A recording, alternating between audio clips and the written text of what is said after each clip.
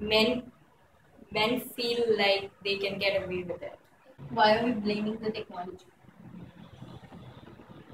Rapes are very common in India.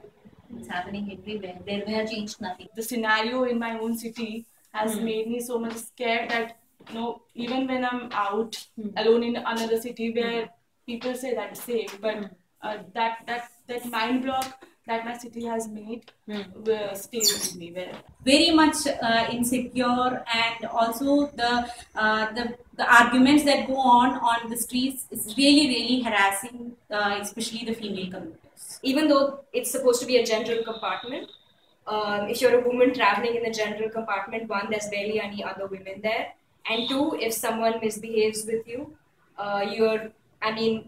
I have heard of so many cases where this has happened. People just blame the woman, saying that, you have your own space, like, why don't you go? It's not that night, like it was 6:30 in the evening, and the auto driver took me for a ride. But I have to, I called the police and all that. But in India, you go anywhere, assured.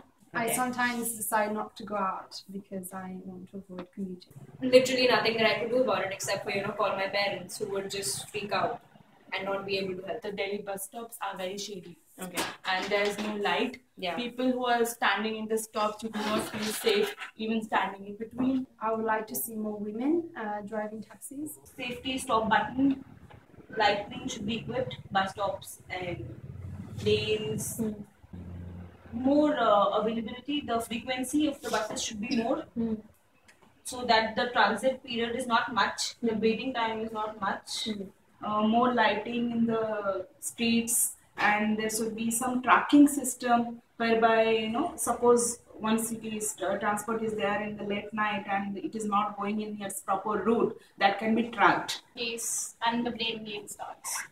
In India, public spaces are still considered a male domain. I mean, if you're a woman who's out in the street, you only have to be out. You are only allowed to be out with a purpose. Like, there has to be something that you are doing, to merit being out of your house. And changing, definitely, the mindset and attitudinal change in people.